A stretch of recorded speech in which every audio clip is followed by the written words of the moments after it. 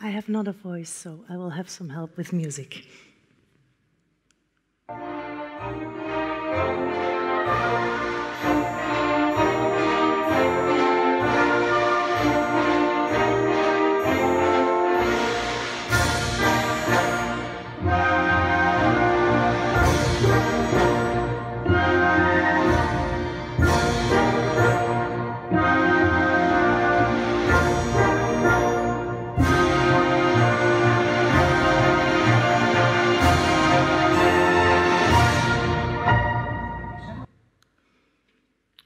I couldn't bring them all up here, so I needed a video. Maybe some of you recognize this little boy. He's very hot in Flanders. His name is Wolf. You could mistake him for Wolfgang Mozart, because Wolf is just turned 16, and he composed this music. He started 6 years ago. How did he do this? Well, he's a ballet dancer at the National Ballet of Flanders. And he was sitting on the stage of Sleeping Beauty, and the Flanders Symphonic Orchestra was playing the beautiful music, and he thought, I want to compose music like this. But you have to bear in mind that Wolf never had any lessons of music, nor composing. But he had an iPad and an internet connection. That is enough, because he had grit, he had endurance, he had talent, and he was very persistent in achieving his own beauty with the music he wanted to compose. And he did so. So 6 years later now, he and his fellow students from the School of Ballet in Antwerp, they actually made a piece, a 1.5 hour piece of ballet, which is called La Mascarade, and they will perform it now in November. You can follow it all over the news in Flanders. And they did it with all of the school. They make their own costumes, they organize everything, they make sure that they have enough funding, they do everything. They have a little help of the teachers, but they have each other. They're very social and they're willing to ask for help. I'm really proud of Wolf, by the way. And this reminded me of something else. Some of you might remember this. Sumatra Mitra talked 6 years ago at the stage on TED about his little project, A Hole in the Wall. It was a project in the slums of India. What was it? He actually put very basic computers in a wall. And he went away. There were school children, 11, 8, 5, even toddlers, that were very curious. They wanted to know what was this strange thing in the wall. You have to bear in mind, they didn't speak English, nor they had writing skills.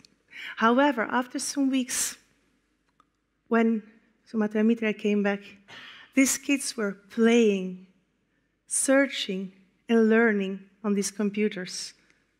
They even taught themselves English and writing without any help. He took these projects 6 years after now, and it's still running. He still believes that children can educate themselves on everything what they need. They have a self-learning ability, and where they're social and can talk with other children, they find the stuff that they are looking for. With a little help maybe of adults, to make it a safe environment and to pat them on the shoulder when they need it or when they fail. Because these children, they have the ability every time again to try over and over and over again until they succeed. Tell them that they can't do it. Ask critic. Tell them you cannot do it. They will do it then. So who am I? Who am I to stand here and talk about education? Because I don't know anything about education. I'm a mother. I'm a mother of these two girls, but don't be mistaken by the long hair and the pink, because they're really nerds, digital natives. They can do a little bit coding themselves, and they're very stubborn. Farah, who is now also a ballerina, that's why I met Wolf, asked me 2 years ago when she was sent, Mom, can I go on Facebook? What do you think I said? Over my dead body. Well, Farah, a little strong-headed, said to me, Mom, all the other children in my class, age 8 already. They're on social media. Why are you such an annoying? Well, if all the rest is jumping off a cliff, you will jump too? Okay, she got really, really, really upset and angry with me at that time. And she started yelling. But the words that she used struck me right here. Mom, because of you, I don't belong with my friends anymore. I'm afraid. They talk maybe about me behind my back. They post pictures of me. They can connect all the time. And they know things that I don't know. Because of you, I'm awkward and I'm losing my friends. How can it be this beautiful girl who was always like the princess of the school was an outsider? Well, because for these children, the virtual connections are more real than the real world. And be honest, most of you, some of you, many of you, they also have the idea that Facebook is the real world. I tell you, it's not. It's always good weather on Facebook. So Farah wanted to go online, and I said, no, we cannot do it. So what did she say to me? If you don't give me Facebook, then I build it myself. I build a social platform where I can connect with my friends, share information, and then I can belong with them again. And she did. She did build school, a social learning ecosystem for primary schools with a little help of mom and developers. That joke, actually. But then because of social media, she got so much attention, and mom too, that mom had to stop her job, actually. And she started studying social learning ecosystems. My background was in corporate training. Now, 2 years later, this project is being rolled out in Spain, the UK, the Netherlands, and Flanders. Thank you for the joke, Farah.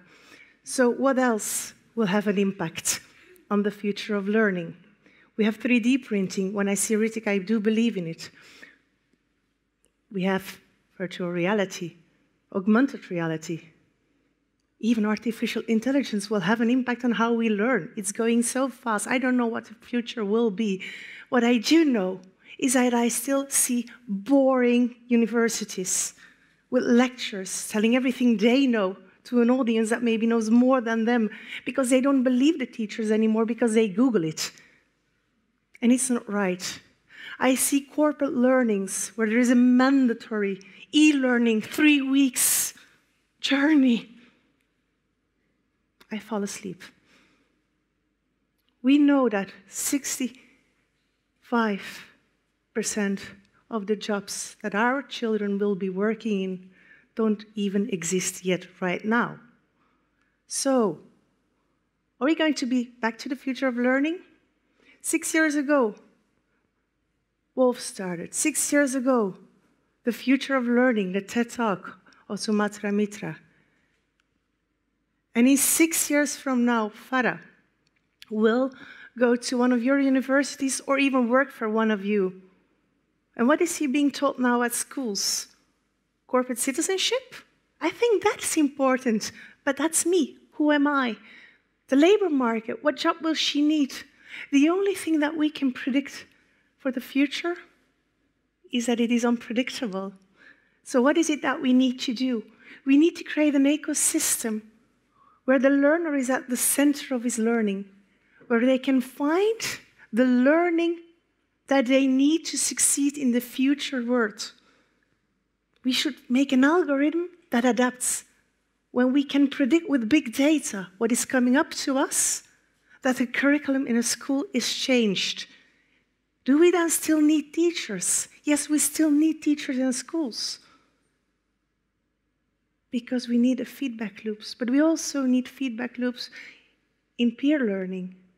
We need to create an ecosystem right now. This is a barrier reef. It was an ecosystem as well. It's dying. We have to act right now and connect these social learning hubs, which are the schools, with expertise from outside, with expertise from within, with the parents and the teachers, everybody together, for the future of our children.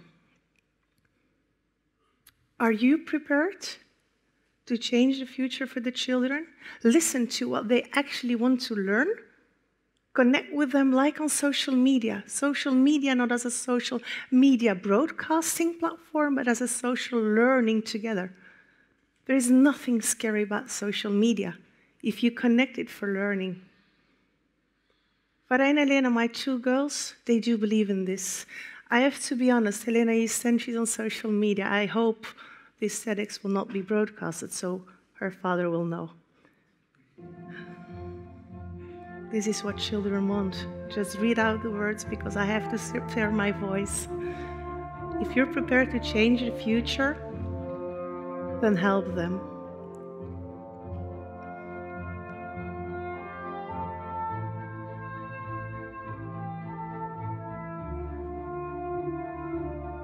This is also the music from Wolf. This is the end, where it's no fun place to be. But then the end of La Mascarada, there is hope again. So we have hope for the children.